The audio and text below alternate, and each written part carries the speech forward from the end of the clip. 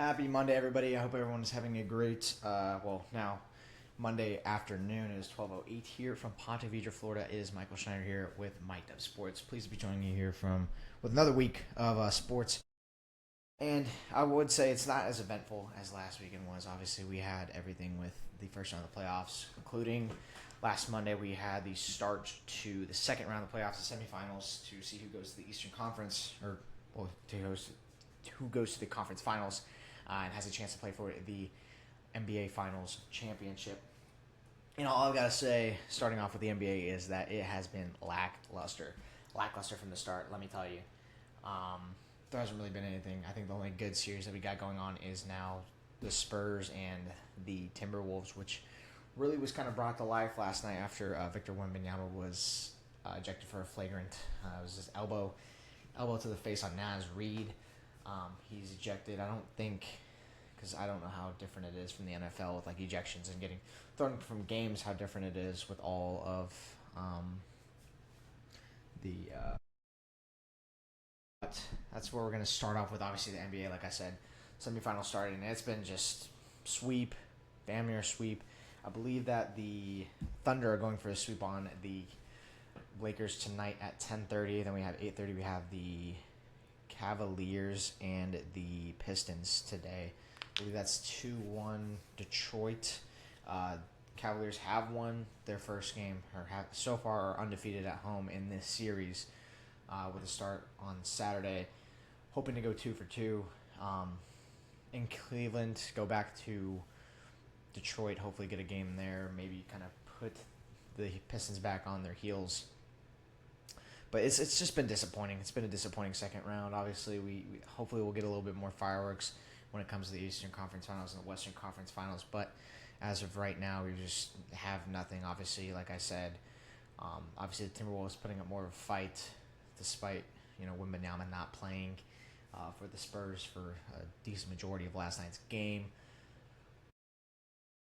Anthony Edwards kind of putting the Timberwolves back in the win column. Obviously, yesterday was Mother's Day. He did that for his late mother that had passed away. That's what we got going on. Obviously, not too much. There's not too much to talk about. This is going to be a short and sweet episode because there's really not a lot that we can talk about when it comes to sports. Obviously, PGA Tour had the Tourist Championship over the weekend in North Carolina. Charlotte, North Carolina. Obviously, that's Christopher Rayton. I believe he's Swedish, if I'm not mistaken. Gosh, really, really old player. Obviously, Ricky Fowler is kind of in the top three, and I think that it really just came down to could he kind of push more of a lead towards the end, and he didn't. Fell behind. I believe 2 strokes was the difference there in North Carolina. He fell to third, still podium. I don't know if there was any ties for third, ties for second. But as far as I'm concerned, Ricky Fowler was up there. Just unfortunate for him. That's what we got going on. Obviously, going back to the NBA. We can stay on PGA Tour for a second before we go back and talk about the NBA. But obviously, we have the PGA Championship this weekend. Scottie Scheffler, obviously the defending champion. That's the last time that he has won it's the last time that Scottie has won a tournament, as far as I'm concerned.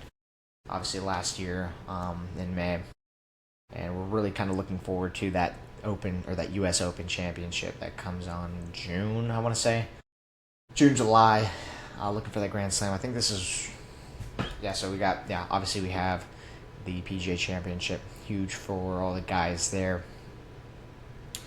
So that's what we got going on. Obviously, going back to the NBA, talk about it, like Knicks, Sixers, a lot of Sixers fans obviously talking a lot of smack, but their kind of short Cinderella run came to a halting stop in a sweep against the Knicks. So Knicks destroy another team. They move on. They're going to the Eastern Conference Finals to play either the Cavs or the Pistons.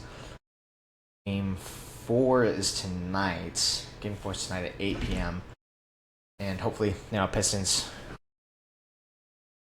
they can kind of mount another game, give themselves a little bit of leeway going into Game 5 to hopefully secure the series in Detroit. That would be nice. I feel like a lot of these games, a lot of these deciding, or a lot of like the sealing series games have been in away territory. Obviously, we had Knicks in Atlanta. They beat the shit out of the Hawks in Atlanta. Just first thing that came to mind. Thunder, I believe, swept in Los Angeles in Game 4. That was the last game in Los Angeles. That was the last game of the series. As far as I'm concerned, that's basically kind of, yeah, but a lot of the monumental things that have been going down to seal series have been in the losing team's stadium or losing team's territory. So we're going to switch to MLB, obviously. Mother's Day yesterday, like I said. A lot of great stuff going on. Sports, obviously, MLB, NBA. Not too much with the NFL, obviously. We're still in off-season. We do have the schedule release for Thursday. Let me actually look up, because I know that we have lots of international games going on. But yeah, so basically, I believe that they actually announced this morning that Sunday Night Football will be in MetLife Stadium for Giants-Cowboys. Going to be very interesting. I think two teams that can make a decent jump. Obviously, Cowboys making a great defensive first round, Caleb Downs. And then, what's it got? But yeah, no, good for them. Obviously, they have easily one of the best wide receiver corps in the NFL, CeeDee Lamb, George Pickens, can go on and on. But as of right now, that's what we got going on.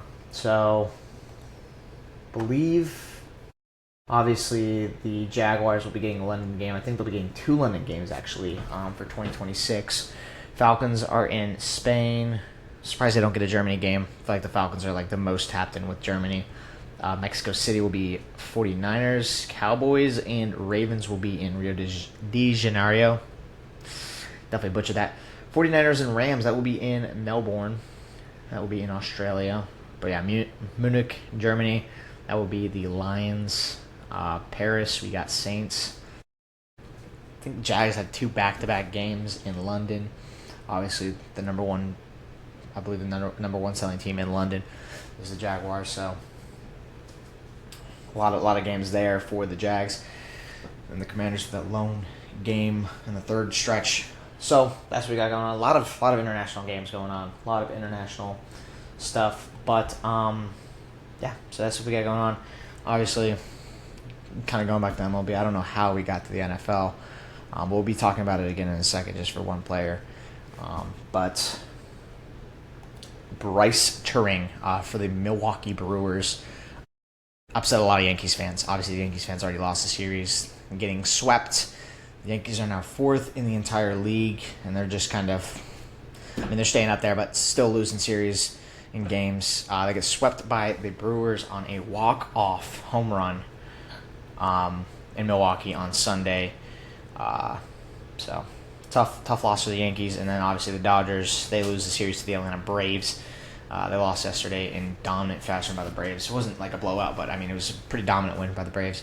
Got a little scared for our closers, because I know our closers can be a little scary for Atlanta, but was able to hang on. I think there was like a 2-run homer late in bottom of the 8th, but Braves were able to hold it out. I think they got a little bit more points in the top of the 9th, but able to seal that game out, seal the series. So great look for the Braves going further into the season. They still stay atop by 1 game. I believe they either today or tomorrow. I think they take a day off, and then tomorrow they're back in Atlanta for a few series. They start off with the Cubs, which will be another great test for the Braves. Obviously, the Cubs are I believe, the 3rd team in the MLB right now, behind the in front of the Yankees, and the Dodgers are 5th. But the Dodgers have been kind of sled downhill, kind of in a rough patch. I expect them to kind of, obviously All-Star break will have a lot of different narratives kind of going forward, because a lot of teams tend to fall off. A lot of teams are towards the top. Braves can fall off. Rays can fall off. Cubs can. Yankees might not. They'll probably just stay in the same spot and maybe kind of tread towards the top. But I think as far as I'm concerned, the Rays are the top team in the AL. Braves obviously top in the NL, undisputed. But yeah, we also have a very interesting narrative to talk about is what's going on in Oakland, or Las Vegas now technically, I guess. The Athletics are currently 1st in the West, and they're 3rd in the American League. So they, as of right now, have a playoff spot, and it's not like a wild card. It's it's not necessarily a wild card. Obviously, the seeding would MLB postseason is a lot different than like a lot of other sports. But they're a playoff team right now. Despite that, they're not playing like a play-in game or something like that, where they're playing like a three-game series to get in. So the A's are in. Obviously, the Mets still suck. The Mets are bottom of the barrel, bottom of the league. They're 5-5 right now, which is actually the same record that the A's have in their last 10, 5-5. But I mean, the A's are positive, and they're kind of in the middle of the pack. But I mean, still. Talking about the Mets, talking about the NL East, it's just a horrible division, obviously, minus the fact that the Braves are the top team in the division in the entire league. Just going to keep going with the Braves glaze here. Yeah, now Phillies, Marlins, Nationals, Mets, obviously, pretty much kind of bottom of the league. But yeah, obviously leading the league by a game, the Atlanta Braves. That's what we got going on. Obviously, we talked about PGA Tour. We talked about the PGA Championship this weekend. And finally, kind of kicking it, or kind of wrapping it up, obviously. Got to talk about the NFL. Obviously, we talked about the schedule release, I believe 7 p.m. on Thursday. Got to keep an eye out for that. But Breece Hall. Got to talk about Breece Hall because I love Breece Hall. Huge Breece Hall guy. I should have brought my card out for him. I have a rookie card of Breece Hall. It's like Iowa State. It's really cool. It's like, I think it's the Iowa, like the Iowa sign, like when you cross the border from what state's next to Iowa? I don't know. I know every other country's geography except for our own, but really cool card, really cool rookie card. But I think ever since I got that card, just been a huge fan of Breece Hall. He signs a 3-year, $43 million deal for the Jets, which I believe makes him the third or the second highest paid running back, or second or third highest paying running back in the league. I believe Saquon's kind of up there. I think he's the top. But Breece Hall, obviously, lots of praise for Breece Hall. I definitely believe he deserves that. Obviously, Aaron Glenn and everybody in New York is doing great things right now. I think that we're doing solid with the rebuild right now. I think they took really good advantage of kind of that first round dense draft. So yeah, for the Jets, looking pretty good. And I'll say what I've said multiple times, is that it really just comes down to Geno Smith and how he can kind of fit into the system that Aaron Glenn is kind of placing him into, or bringing him back into, kind of. Obviously more of a defensive guy, but yeah, it'll just come down to Geno Smith. Obviously, you still have Garrett Wilson. You just got some guys out of the draft, defensively, offensively. Obviously, Breece Hall, signing him. I know they were franchise tagging him. We're talking about franchise tagging him, but they signed him, obviously, a huge amount of money. I believe it could jump up to like a $45.70 or $700 million deal or something like that, or $700,000 or $45.7 million deal. So that's what we got going on. Obviously, Breece Hall is one of the premier Jets running backs, I think. Well, I wouldn't say in history quite yet. Obviously, he's only been playing for the team for a few years. I think he was drafted 2022, 2023 at Iowa State. But he's doing great things. He's a great running back. Obviously, he's been battling a little bit of injuries here and there. As far as Breece Hall is concerned, I think that if he kind of keeps consistent and he kind of stays off the injury report, he could definitely be the best running back in Jets history. I mean, it's not really like a mark that I'd say is hard to hit. Obviously, Curtis Martin, kind of like the only name, and Freeman McNeil, kind of the only two names that are really up there. I think he's about to break into the top 10. Adrian Morrell is the 10th rushing leader in Jets history with 3,447. I think Breece Hall is around 3,000? 3,398. So he's literally 49 yards off. Yeah, 49 yards off of Adrian Morrell. Easily going to break into the top 10 this year. And then it just goes up from there. It's just, he's already kind of, I wouldn't say deep into his career, but deep into kind of that prime position. He could break out now. It really just depends on how they kind of keep this offensive line and how they build it, and how they scheme this offense with Garrett Wilson, and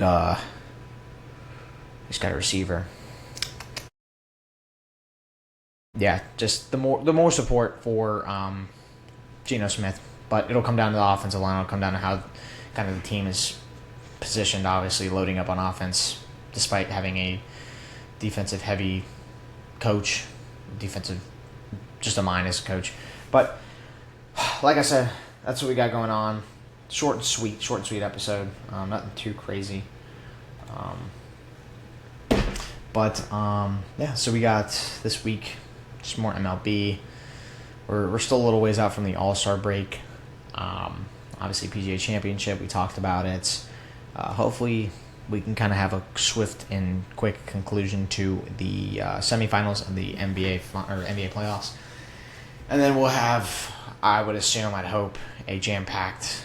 I think, honestly, my predictions for, obviously, the finals, not really hard. I think, obviously, we have the Knicks already at Eastern Conference Finals. They're second seed. Obviously, Pistons will probably have home field advantage. I believe. I don't see them losing to the Cavs. On the other side, there's nobody other than the Thunder. Thunder, I think they get the sweep tonight in Los Angeles. Just SGA and the guys. There's really nothing you can do. They also have the lottery this weekend. Hawks pick 8. Number 1 goes to the Wizards. Yeah, number 1 goes to the Wizards. Obviously, Wizards are kind of building up a team. Hopefully, Trae Young can kind of get back and be, Trae Young again, like what he was on the Hawks. But I gotta say, there's not too much going on. See, we're still 48 days out or so from the FIFA Cup or the FIFA World Cup, North America, Central America. But yeah, so far we're kind of in a dormant state. Obviously, you want to watch football, you go to the UFL. But other than that, we have really nothing going on. I do have some big news to talk about next Sunday, the 17th, about the show, stuff like that. But I think for the week coming, I'm going to try and post some stuff out on TikTok, Instagram, obviously MikeDep.sports. Post something on the Instagram with all the social media handles. Rarely post on Twitter. Rarely post on Threads. I don't think anybody uses Threads really, other than for AI slop. Yeah, short and sweet episode. Nothing too crazy. A little boring, but it's kind of what comes with the lackluster build-up of sports. Not too much exciting stuff going on in the NBA. Same with the MLB. Did have some good series going on, but. Other than that, I hope everyone has a great rest of their Monday, great rest of their week. Pretty much at the halfway mark of May, which is already crazy. I thought we were just ringing in the month a couple weeks back, which we were, but it's gone by so fast. So, but before then, we'll be back. We'll be back with college football, back with NFL, and trust me, that'll be a lot more exciting episodes to watch. But we're kind of in the dead zone right now. But other than that, like I said, I hope everyone has a great day, great rest of their week, great rest of their month. Kind of at the midpoint of the month, but don't let anybody tell you what to do. They don't know you. Chase your dreams. Hope everyone has a great rest of their week. It's been Mic'd Up. It's been Michael Schneider with Mic'd Up, and I will catch you guys next Sunday here in Ponte Vedra, Florida. Deuces.